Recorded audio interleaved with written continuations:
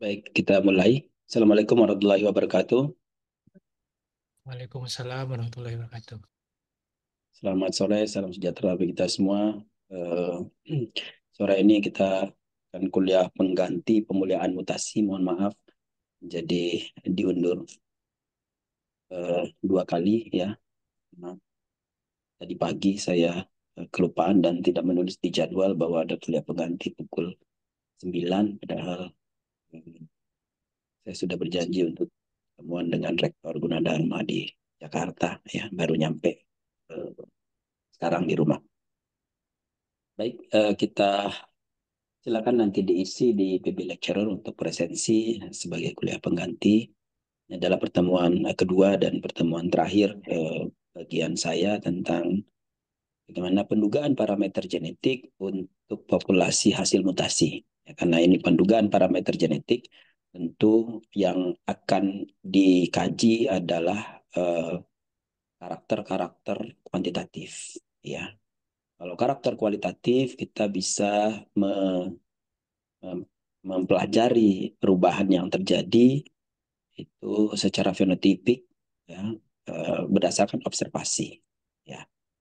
Jadi warna misalnya dari observasi kita bisa melihat bahwa ada perubahan warna ya, bentuk bentuk dan semua yang berhubungan dengan karakter-karakter kualitatif bisa langsung kita observasi. Tapi untuk karakter kuantitatif ya ini tidak mudah kita melakukan observasi karena penampilan tanaman itu dipengaruhi oleh genetik dan lingkungan ya, sehingga kalau lingkungannya berbeda akan menghasilkan sesuatu yang berbeda, responnya akan berbeda ya, sehingga pendugaan ragam genetiknya itu akan eh,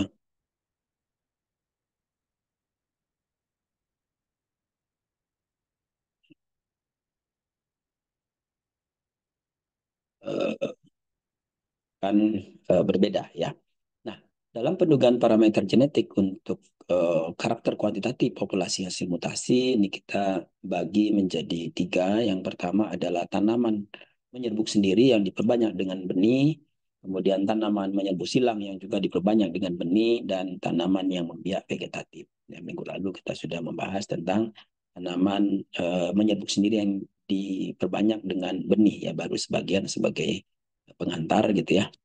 Nah, lalu eh, pada tahap apa saja yang diperlukan ya kalau kita ingin menduga parameter genetik, perubahan, keragaman akibat dari adanya mutasi, maka yang kita perlukan adalah populasi bersegregasi. Ya, populasi bersegregasi itu bisa dalam bentuk populasi M2, bisa dalam bentuk populasi M3 atau M4 atau M5, populasi bersegregasi. Intinya adalah populasi bersegregasi.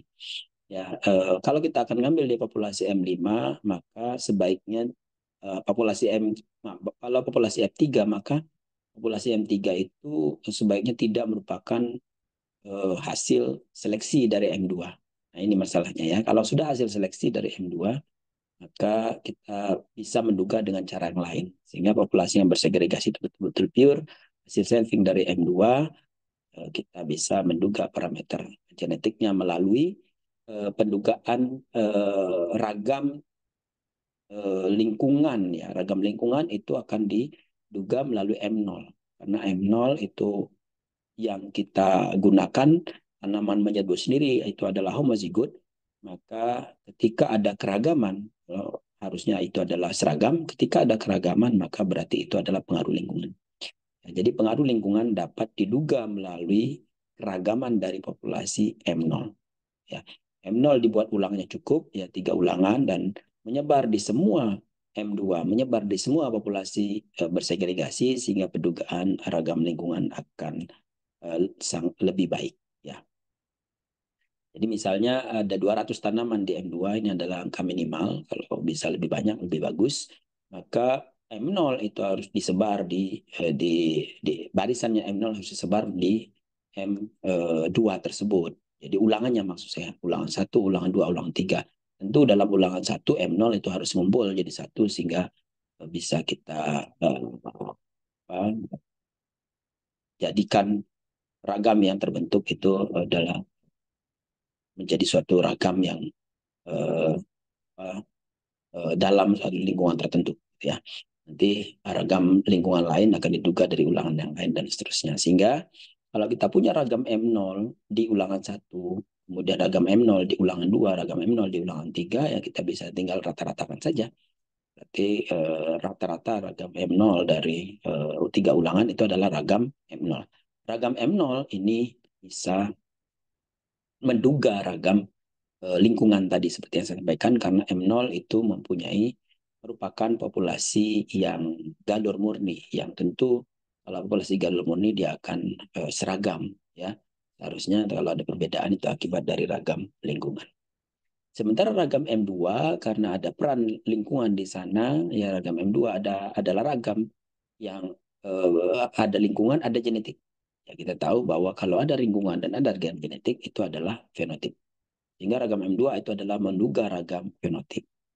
Nah, karena ragam fenotip bisa kita duga, maka ragam genotipe ya bisa kita duga, yaitu melalui ragam M2 dikurangi ragam M0.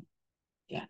Dengan demikian, maka heritabilitas arti luas bisa kita peroleh, yaitu ragam M2 dikurangi ragam M0 itu adalah ragam genetik, ragam M2 sendiri adalah ragam fenotip, ya ragam genetik dibagi dengan ragam fenotip itu adalah heritabilitas arti sempit. Ya. Jadi kalau kita punya M2, punya M0, maka kita bisa menduga heritabilitas arti sempit. Kita tidak bisa menduga heritabilitas arti luas. Kita tidak bisa menduga heritabilitas arti sempit. Ya. Nah, sementara kalau kita ingin lanjutkan dari M2 ke M3, ya di mana M3 itu adalah hasil seleksi, ya, hasil seleksi dari M2, ya M2 kita ambil, kita gunakan tanaman terpilih berdasarkan persentase atau berdasarkan karakter tertentu dari tanaman tersebut, ya.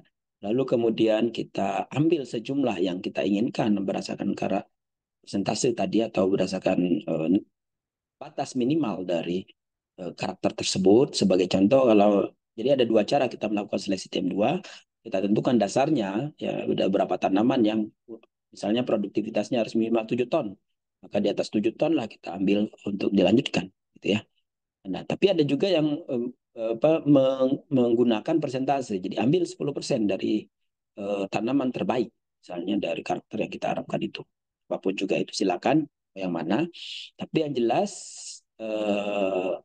dari tanaman terpilih itu mendapatkan rata-rata ya XS dari M2, ya rata-rata rata-rata XS dari M2. Rata-rata XF dari M2 itu dikurangi dari rata-rata M2 itu adalah differential seleksi. Ya.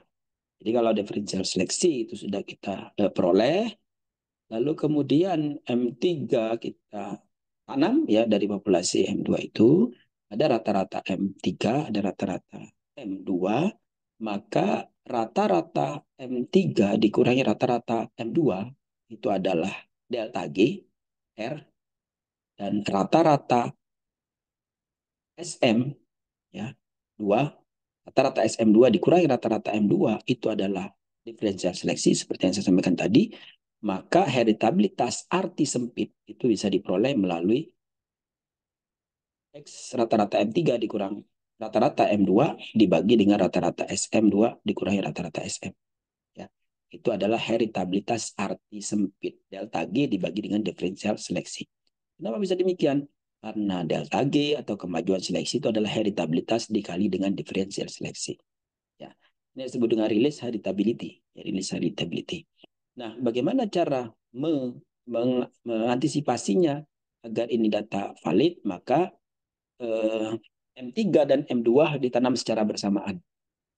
Tidak mungkin M2 ditanam ulang dari populasi yang sebelumnya, seperti yang pernah saya sampaikan bahwa kalau populasi itu banyak, populasi itu besar, lalu kita ambil sampel dari M2 sebanyak 200, maka ketika M2 ditanam kembali, seharusnya pola populasinya akan sama.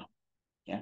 Jadi pola populasinya akan sama, sehingga nilai tengahnya harusnya sama, karena nilai tengah yang pertama kalau kita tanam itu, kalaupun ada perbedaan, berarti ada peran lingkungan yang berbeda. Nah, itu karena itu memang perlu kita menanam pada lingkungan yang pada musim berikutnya ketika kita menanam M3 itu M2 harus kita tanam kembali. Ya. sehingga heritabilitas arti sempit bisa kita oleh. Nah, bagaimana dengan eh, pemanfaatan M5? Nah, ini pemanfaatan M5 berarti kita menggunakan seleksi bulk. M2, M3, M4, M5 tanpa melakukan seleksi. Ya. M5 itu akan mirip M2 kalau kita tidak melakukan seleksi, tetapi dalam posisi dia sudah homozigot.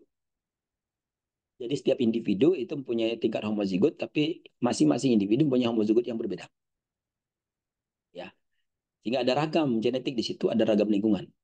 Dengan demikian maka ragam M5 itu adalah ragam fenotip. Ragam fenotip kita peroleh, ragam lingkungan harus kita cari ya dengan menanam M0 di 3 ulangan di eh, antara tanaman-tanaman tersebut. Jadi misalnya kalau M5 itu kita tanam 200 tanaman, maka M5 harus diamati semua, M0 kita sebar tadi, ke M0 akan menduga ragam lingkungan, M5 akan menduga ragam fenotip. Karena ragam genetik itu adalah ragam M5 dikurangi ragam M0. Heritabilitas arti luas bisa diperoleh di sini. Ya. Ada pertanyaan?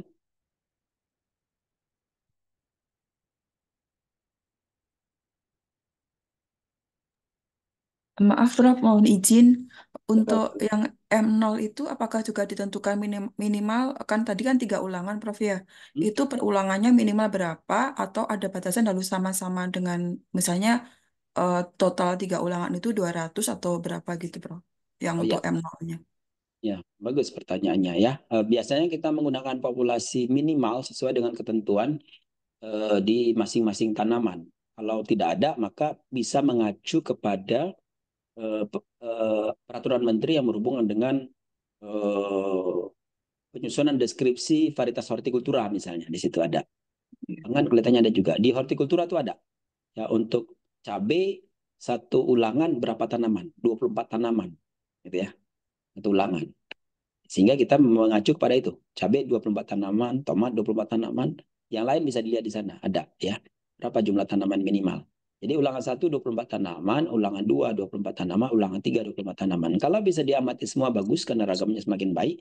Tapi kalau tidak mampu mengamati semua, bisa tanaman sampel, misalnya minimal 10 tanaman. Ya, dari ulangan-ulangan tersebut. Jadi tidak perlu terlalu banyak. Kenapa? Karena dia sudah homozigot. Jadi kita hanya menduga peran dari lagam lingkungan. Ya. Sementara M5 kenapa minimal 200? Karena kita ingin karena ada peran ragam genetik di situ. Semakin banyak tanaman yang terlibat, maka ragam genetiknya akan semakin baik dalam hal kita duganya. Ya. Jadi dari 24 tadi tanaman per ulangan, ya Oh, dikalikan 3 berarti 60 berapa itu 72 tanaman. Lalu dua kita bisa tahun. menggunakan 10 tanaman sampel setiap ulangan sehingga yang diamati hanya 30 tanaman. Ragam dari 10 tanaman ulangan 1, ragam dari 10 tanaman ulangan 2, ragam dari 10 tanaman ulangan 3. Maka disitulah ragam rata-rata lagi. Ya, jangan diragamkan seluruh ulangan. Maksud saya, Ya, jangan di ranking dari ranking 1 tanaman nomor 1 sampai ranking 10 tanaman nomor 3 itu di ranking lalu kemudian diragamkan seluruhnya tidak. Jadi ragam di ulangan saja, ragam ulangan 1, ragam ulang 2, ragam ulang 3 lalu di rata-rata ragam. Ya, rata-rata ragamnya itulah yang nanti akan menentukan ragam lingkungan. Ya, Bu Harmini. iya. Lagi yang Bisa lain? tanya Ya, lagi, Prof, sedikit lagi. kenapa silakan silakan. Ini kan kebetulan saya penelitiannya kan tanam pakan ternak, Prof. Uh, Wirara jabanica jenis kacang-kacangan. Kira-kira untuk yang apa namanya, yang M0 tadi itu berarti saya mencari jenis yang sejenis kacang-kacangan begitu, Prof ya? Ya, kalau kacang-kacangan dia kan tanaman menyerbu sendiri. Iya. Ya, sebaiknya ibu kalau misalnya tidak yakin dia karena di Mm-mm. alam ya macam-macam Iya. gitu nih ya, Mm. maka sebaiknya ibu memperbanyak dari satu tanaman dulu, satu musim. Iya. Jadi ambil satu Mm. tanaman, satu musim, kemudian Mm. ambil benihnya. Nah, dari situlah Iya. nanti ibu gunakan mutasi dan sebagai tetua kalau bisa. Iya. Ya, Ya seperti itu saya ingin. ya. Iya. Oke, kalau Iya. kacang-kacangan relatif mudah, Bu. Yang saya khawatir kalau tanaman yang menyerbu silang, rumput-rumputan kan nggak mungkin dia galur murni. Ya, untuk tanaman menyerbu Kacang-kacangan kebetulan. kacang-kacangan pasti galur murni dia nantinya. Tinggal kita ambil dari satu tanaman untuk kita lanjutkan benihnya sebagai tetua dan sebagai yang lakukan mutasi. Sehingga relatif tidak bias dianya akibat dari adanya segregasi di populasi alami. Segregasi artinya maksud saya setiap tanaman itu homozigot tapi homozigot stresnya berbeda. Itu namanya homozigot heterogen kalau populasi alami untuk tanaman menyerbuk sendiri. Baik, ada lagi yang lain Bapak Ibu sekalian? Nah, cara yang keempat itu adalah menggunakan regresi parent offspring, tetua dibandingkan dengan turunan. Nah, kalau tadi M3, M2 dengan M3, M3-nya hasil seleksi, ya, M2-nya populasi bersegregasi diambil, diseleksi, ditanam di M3, maka kita menggunakan relay heritability. Nah, sementara kalau pemanfaatan data tetua dan turunannya, ini tidak ada seleksi. M2 ke M3. Diambil M2 ke M3 mirip, kita fleksibel. Nah, dengan demikian maka kita bisa kovarian, korelasikan, ya, kovariankan ya, antara tetua dan turunan. Ya. Jadi dengan demikian, kovarian tetua dan turun itu artinya kovarian F2, M2, kovarian M2 dengan M3. Lalu ragam M2. Jadi kalau kita akan mengambil populasi M2 dengan M3, varian M3, M2 dengan M3 dibagi dengan ragam M2. Nah, untuk tanaman menyerbu sendiri itu B sama dengan 100%. Dengan demikian maka regresi parent offspring itu adalah B-nya yang kita cari, maka B-nya itu adalah heritabilitas arti sempit. Ya. Yang kelima, kita bisa manfaatkan data analisis ragam. Jadi analisis ragam ini adalah kalau tanamannya sudah homozigot. Tanaman menyerbu sini sudah homozigot. Ya. Berupa galur atau berupa varietas. Ya. Galur varietas. Kita tanam sebanyak mungkin galur yang kita bisa pakai, gunakan. Lalu kita bikin ulangan. Ya. Ulangan. Lalu kita tanam di satu lokasi atau beberapa lokasi. Ya. Kalau bisa ditanam di beberapa lokasi itu bagus. Gitu ya. Dan menggunakan rancangan kelompok lengkap teracak tersarang. Di mana ulangan tersarang dalam lingkungan. Ya. Nah, jadi kalau dia satu lokasi, maka nilai harapannya adalah ragam M2 ya sama dengan M2 dibagi kurang M1 dibagi dengan R. Ya. Nah, ini M2 dikurangi M1 dibagi dengan R. Sementara kalau di beberapa lokasi itu kalau kita menduga ragam M-nya, ragam M adalah ragam genetik. Ya. Ragam genetik berarti M3 dikurangi M2 dibagi dengan RL. Ya. Jadi eh, kalau kasus 1 itu M2 dikurangi M1 dibagi dengan R, maka itu adalah ragam genotik. Ragam M adalah ragam genetik hutan, ya. Sementara ragam lingkungan adalah ragam E dibagi dengan R, ya. Kalau ada ulangan dibagi dengan R, ragam E-nya ragam lingkungan. Kemudian ragam fenotip itu adalah ragam lingkungan ditambah dengan ragam genotip, itu ragam M. Maka heritabilitas arti luas bisa kita peroleh melalui informasi dari ragam G, yaitu ragam M, dibagi dengan ragam P, yaitu ragam E dibagi dengan ragam dibagi dengan R tambah dengan ragam M. Ini saya kira relatif tidak terlalu sulit. Nah, kasus 2 ini kalau kita nanam di beberapa lokasi, sehingga ada ragam M-nya sendiri, ragam genotip, ya. Kemudian ragam E itu adalah M1 dibagi dengan R. Kalau kita baca di sini, ini ragam E-nya di sini adalah M1 dibagi dengan R.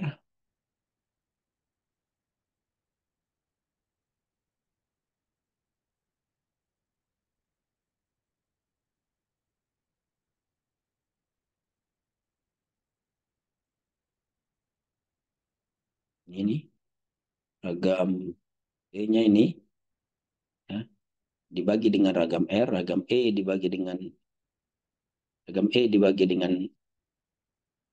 R, itu adalah maaf, itu adalah ragam E. Ragam E-nya sendiri adalah M1. Satu dibagi R itu adalah ragam. Sehingga ini ya, M1 dibagi R itu ragam E. Kemudian ada ragam interaksi. Ragam interaksi itu adalah M2 dikurangi M1 dalam populasi ini kan ini. Ragam interaksi itu adalah M2 dikurangi M1 dibagi dengan R. Ragam M itu adalah M3 dikurangi M2 dibagi dengan RL.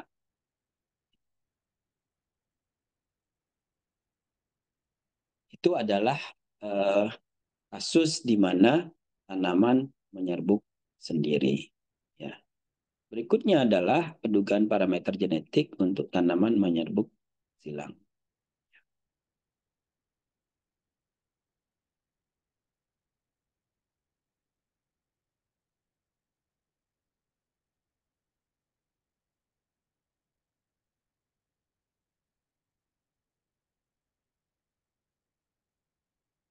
Nah, untuk tanaman menyerbuk silang ini kita akan memanfaatkan data tetua dan turunan, kemudian not Carolina 1, not Carolina 2, daya gabung, ya, kemudian metode yang lain. Jadi ini untuk menyerbuk silang dan pembiak vegetatif.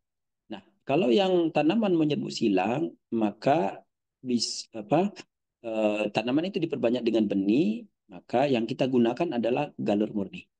Ya, ya, jadi agen mutasinya bisa fisik, bisa kimia untuk perbaikan karakter kuantitatif berupa galur murni. Ya, nah, dengan demikian maka kalau kita bisa mendapatkan M2 dari situ karena berupa benih, maka ragam M2 dan M3 ya kovarian dari ragam M2 dan M3 di mana tidak ada seleksi ya dari M2 ke M3 dibagi dengan ragam M2 itu adalah regresi dari parent offspring sehingga heritabilitas arti sempitnya adalah B kali 2B 2B kali 100% ya karena tanaman menyerbuk silang maka ini adalah 2B ya. Nah, kemudian yang juga kita bisa lakukan karena ini berupa eh, apa namanya galur murni tadi, kemudian dilanjutkan ke M2. Nah, dari M2 kita bisa melakukan eh, apa mating design ya, mating design untuk rancangan persilangan North Carolina. Jadi North Carolina 1 itu dari populasi M2 kita ambil betinanya ya. Nah, M itu adalah jantannya. M1 sampai M4 itu adalah jantan dan seterusnya bisa lebih dari 4. Kemudian female sebagai betina. Dalam hal ini betina kita gunakan 3 masing-masing yang bisa dikawinkan dengan jantan. Ya. Jadi dengan demikian maka ada betina 1, betina 2, 3 dikawinkan dengan jantan, 4, 5, 6 kawinkan dengan jantan. Setiap jantan mengawini 3 betina. Ya. Tanaman tanam ini adalah dipilih secara acak dari populasi M2, populasi bersegregasi. Ya. Di M2 ada yang digunakan sebagai jantan, ada yang digunakan sebagai betina, di mana setiap jantan dikawinkan dengan 3 betina secara acak dari populasi M2. Ya. Berarti M1 sampai M4 ini adalah jantan. Jantannya boleh lebih dari 4, makin banyak makin bagus. Sementara betinanya ini masing-masing 3, kalau 4 itu berarti 12. 3 kali 4, 12. Kalau 5 berarti 3 kali 5, 15. 6 itu 18 dan seterusnya. 7, 21 dan seterusnya. Gitu. Ya. Lalu berdasarkan not karena 1 itu, maka kita bisa buat ANOVA-nya. ANOVA-nya akan seperti ini. Ya. ANOVA seperti ini bisa Bapak Ibu listingnya menggunakan SAS boleh sehingga sumber keragamannya akan muncul. Nanti ada keragaman lingkungan, ada keragaman jantan, keragaman betina dalam jantan. Betina dalam jantan. Jadi dalam SAS-nya listingnya bisa seperti ini sehingga ada kuadrat tengah dan ada nilai harapan. Dengan demikian maka ragam FM itu adalah ragam M2 dikurangi M1 dibagi dengan R.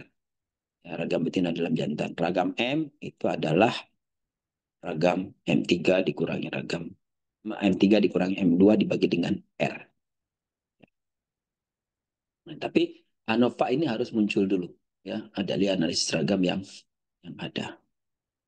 Sehingga ini contoh ini apa namanya untuk memunculkan bagaimana memunculkan ragam M ya, ragam M tadi ini ya, kalau dari contoh ini Contoh ini muncul ragam M, sehingga ragam M itu adalah kovarian Hapsib. Ya. Kovarian Hapsib adalah seperempat dari ragam aditif, sehingga ragam aditif bisa kita peroleh. Ragam aditif adalah 4 kali ragam M, di mana ragam M itu adalah kovarian Hapsib. Kovarian Hapsib adalah ragam M ini. Ya. Ragam M adalah tadi, karena ini adalah ini, maka ragam M adalah M3 dikurangi M2 dibagi dengan Rf.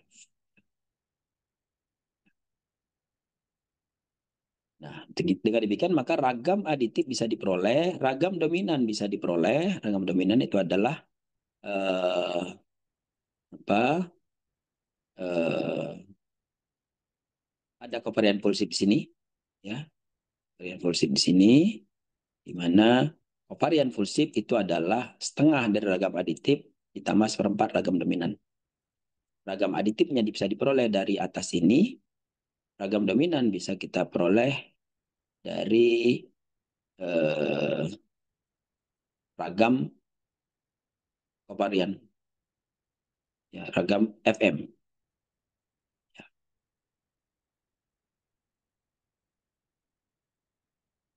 Nah, jadi kovarian Hapsib itu diperoleh sehingga ragam dominan bisa diperoleh, maksud saya. Jadi ragam dominan bisa diperoleh dari rumus ini.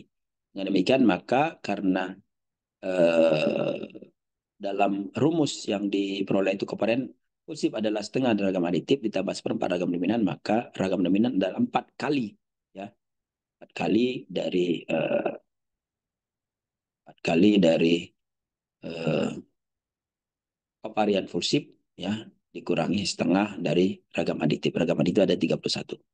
Yang dapatlah minus 87.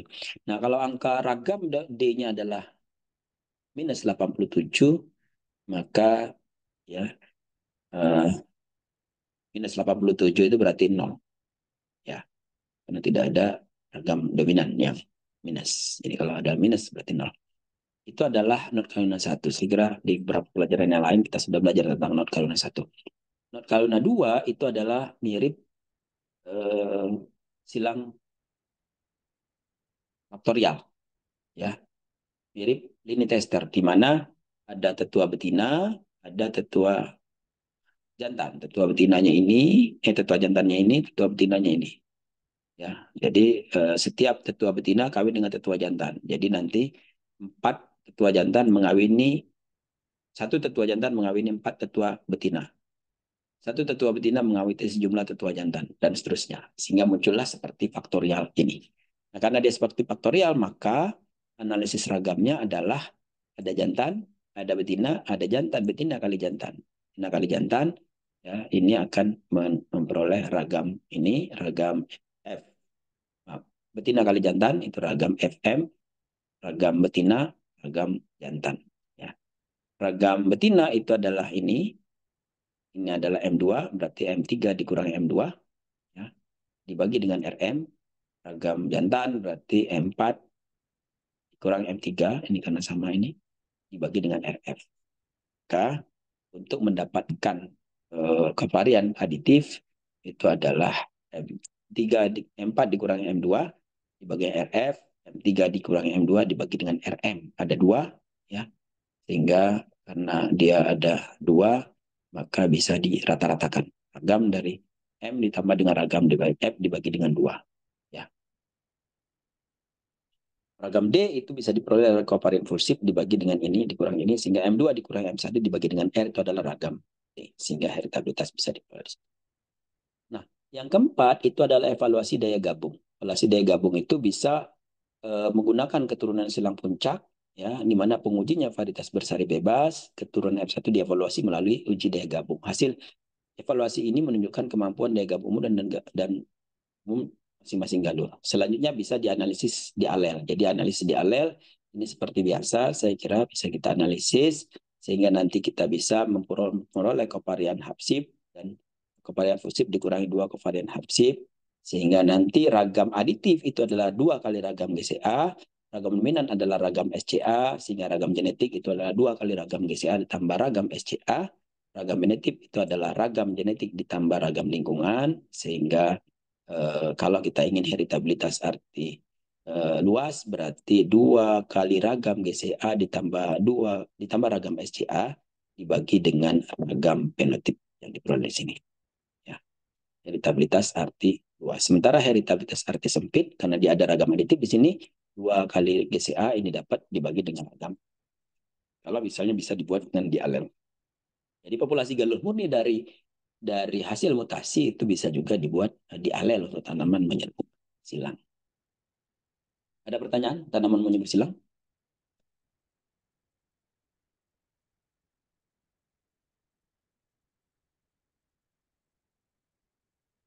Kita lanjutkan tanaman biak vegetatif yang dapat menghasilkan biji namun sering diperbanyak secara vegetatif, fakultatif, contohnya anggrek. Tanaman yang hanya dapat berbanyak secara vegetatif, contohnya adalah manggis dan pisang. Ya, nanti karena sifatnya adalah klonal, lalu di apa namanya dimutasikan menjadi M1, ya seleksi di antara individu-individu klon itu menjadi klon 2. Ya, sehingga kalau kita bisa mendapatkan S1, ini ragam turunan hasil mutasi klon. Jadi hasil mutasi dari klon itu adalah ragam S1, sementara ragam klon itu sendiri adalah S0. S0 itu kalau misalnya ada ragam berarti ragam lingkungan, ya. Kalau ada ragam, sementara ragam S1 hasil mutasi dari klon itu adalah ragam S1, maka ragam S1 dikurang ragam S0 dibagi dengan ragam S1 itu adalah heritabilitas arti luas. Apakah perlu untuk mempelajari heritabilitas arti sempit pada tanaman yang membiak vegetatif? Tidak perlu. Ya. Karena kita ingin tahu apakah mutasi yang disebabkan oleh ini adalah mutasi akibat dari eh, perubahan yang terjadi akibat dari mutasi, ya bukan akibat dari segregasi atau akibat dari yang lain. Sehingga karena kita perbanyak dengan klon, ya tidak diperbanyak dengan biji, apakah itu ada hubungannya dengan aditif dan dominan menjadi tidak. Ya, contohnya anggrek. Ya. Anggrek ini ada satu genotipe diperbanyak melalui kultur jaringan atau perbanyakan vegetatif lainnya. Kemudian genotipe tersebut ditanam menghasilkan ragam sebesar 2,35 itu ragam S0. Hasil mutasi daripada hasil kultur jaringan tadi tentu ini sudah di stabilkan barangkali ya. Stabilkan in MP ragam S1 itu adalah hasil dari MP4 misalnya seperti itu, maka eh, kita bisa cari heritabilitas arti luasnya dengan cara ragam S1 dikurangi ragam S0 dibagi dengan ragam S1.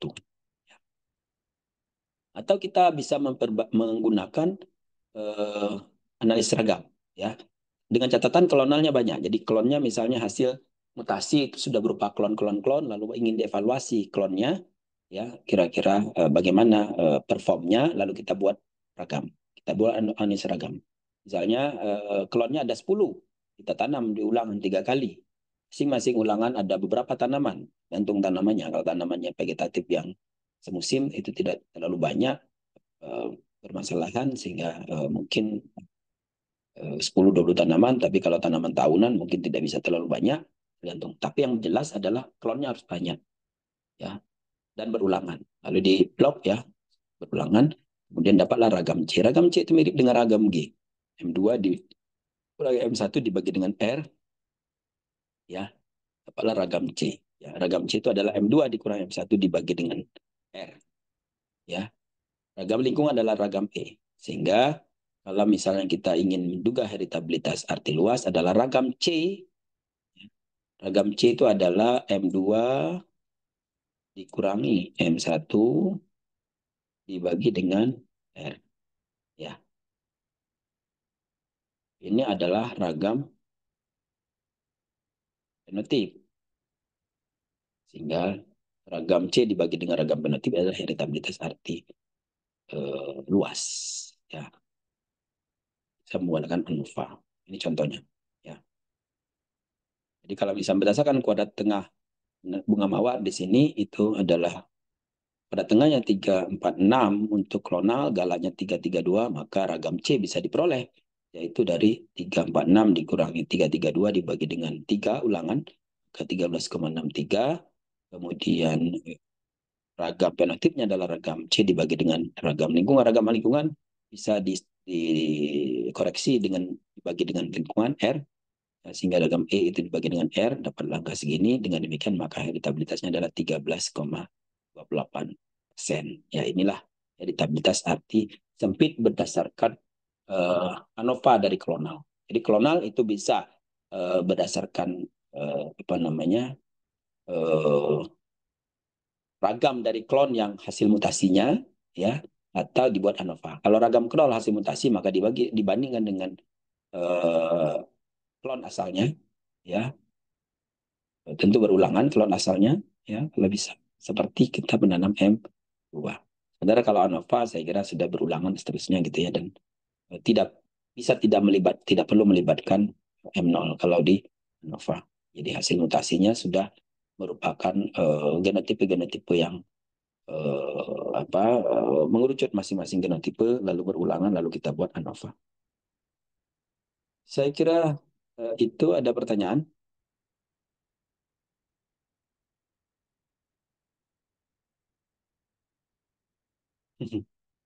Apakah masih mendengar? Di Masih, akhir Pak. minggu, di akhir minggu ini kita mempelajari yang berat-berat ya. Makanya saya percepat saja nanti biar nggak tambah berat kalian.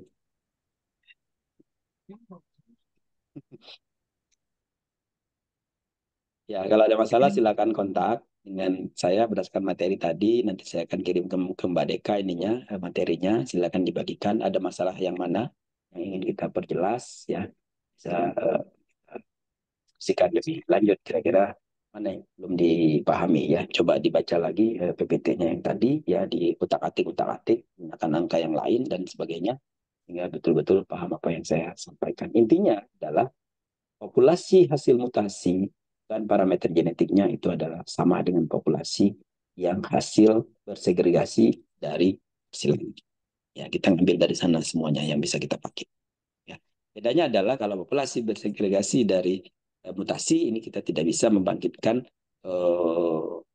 BCP1, BCP2 misalnya, karena kita tidak bisa bicross kan tetuannya hanya satu gitu ya. Bedanya di situ saja. Ya, yang lain sama. Ya.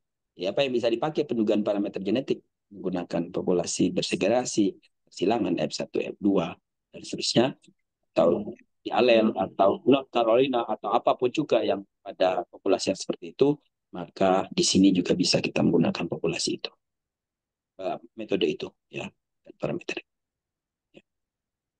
Baik, kalau tidak ada pertanyaan, terima kasih atas perhatian Bapak Ibu semua. Sampai jumpa di lain kesempatan. Terima kasih. Wassalamualaikum warahmatullahi wabarakatuh. Waalaikumsalam Waalaikumsalam warahmatullahi warahmatullahi wabarakatuh. wabarakatuh. Terima kasih, Terima Pak. kasih banyak, Terima kasih Prof. Si banyak, Bro. Prof. Terima kasih, Selamat Prof. sore. Semua sehat selalu ya. Saya akan end meeting, Amin, Prof. amin. Sehat juga, Bro.